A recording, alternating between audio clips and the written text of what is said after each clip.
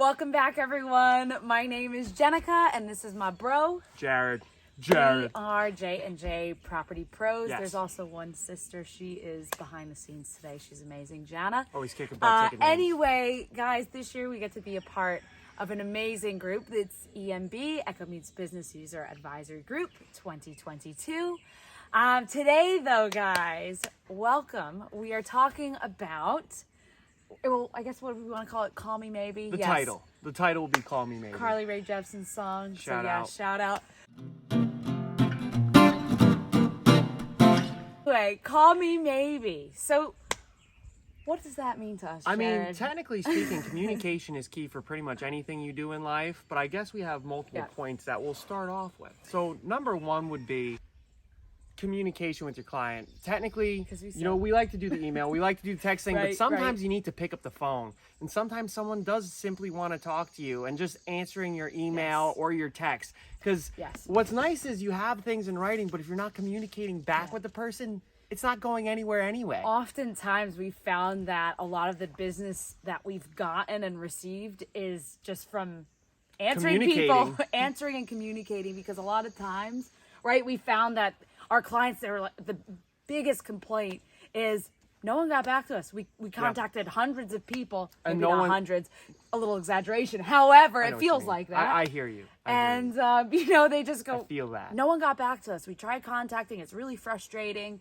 And us just getting back with, hey, we're going to give you your estimate within 2 days, or hey, giving reasonable expectations for your company. And it's just a good business practice, because if you're known as a company who actually is there to help the client and not just be like, oh, I don't have time to answer your phone call, that might be true, but unfortunately you need to make the time to do it, because people are counting on you to be professional. Yeah, we've also, I guess, prized ourselves on being able to say, hey, you know what? Even though it's a large or small project, we want to make you feel like you're our only client. Exactly. So that's another big thing for us. And sometimes we can help with the situation, and sometimes we can't. But the key is we can convey that, and you can potentially leave a good taste in that person's mouth. So maybe a friend of theirs is like, hey, they couldn't help me out in my situation, but they might be able to help you out with yours. So it's a referral simply because you just picked up the phone, or you answered the text, or you answered the email because you communicated back with that person. It's forming a connection with that person. Whether something works or not, it's making them at least have the feeling and sense of, hey, this person tried helping me at least. Although it didn't work out, we might recommend them to so-and-so, or we might, they're going to want to refer more so than if you just said, well, this isn't going to work, and too bad. Sorry, go find somebody else. Too bad, so sad. Exactly. So it's just, you never know.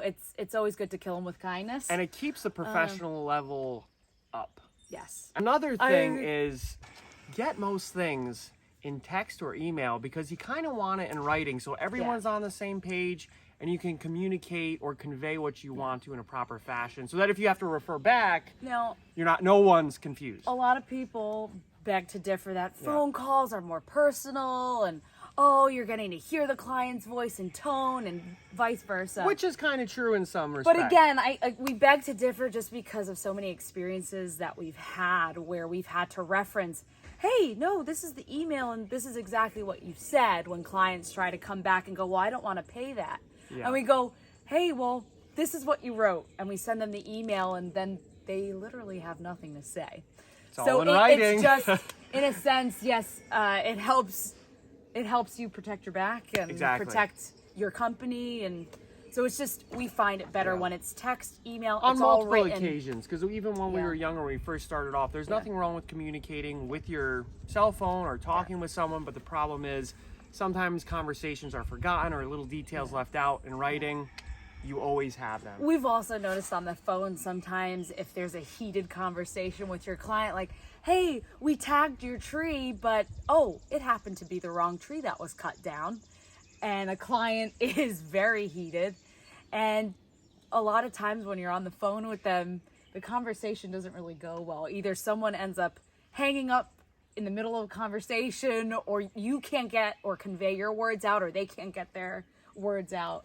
So it's hard to convey a Writing conversation. makes everything a little bit more concise. Yeah, but it's kind of like writing your client a love note. So your handwritten sentiment, but it through text or email. Exactly. So it's just, again, it's a way of just allowing your client and also yourself to better process and be able information to write take down some of the the emotion. And again, on Take the multiple emotion occasions, out of it it. has turned out to be the best mode of communication for us. Yes. So we highly recommend. I'd say probably our last point is professionalism. And style of communication, because style of communication is the professionalism creates the style of communication. I love it. That was Technically. awesome. Guys, mic drop. That was perfect.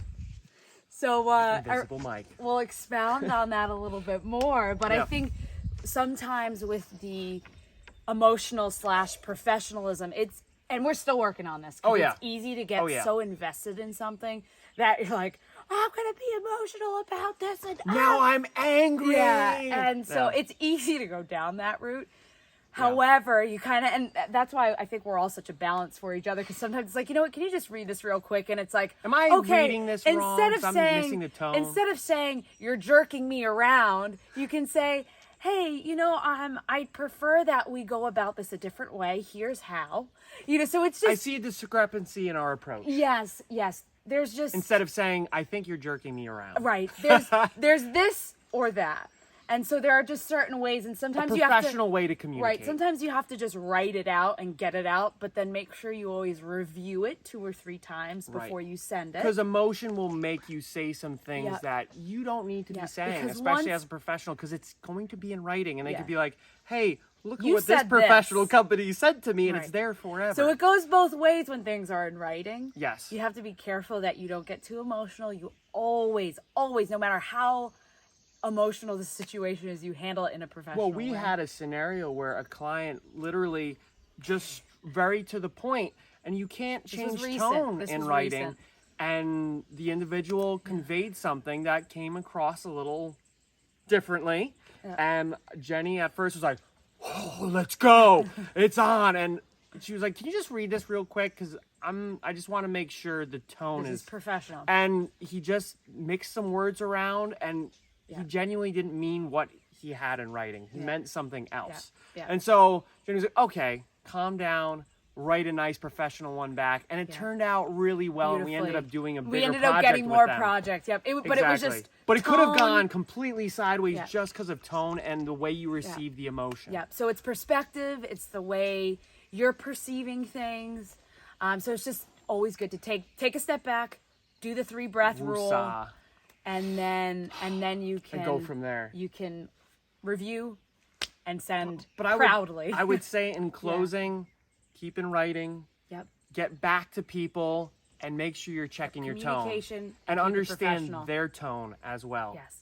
So don't overthink things. Don't be rash, but definitely make sure you step back and you're going to do things and rationally. Also not just communicating with clients, but with employees as well. There's a certain tone and professionalism that needs to be adhered to if you want your business to grow. Communication seems like such a simple foundational thing, but we forget to do it. So we just highly recommend communication, not only with your clients, but with your team.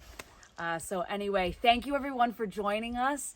We appreciate it. We hope you're having a great day and a wonderful week. And we look forward to seeing you next time. Thank you again. Please give Echo Means Business a check out. Go over to echomeansbusiness.com where there's so much resource for just building your business. I wish we had known when we first started out. Like this. Didn't know about it, but wow, how many they're there to help you build. We could have skipped just paying attention to what they're providing. They're there to help you build your resource. So please go check out Echo Means Business. Show them some love on all social media sites.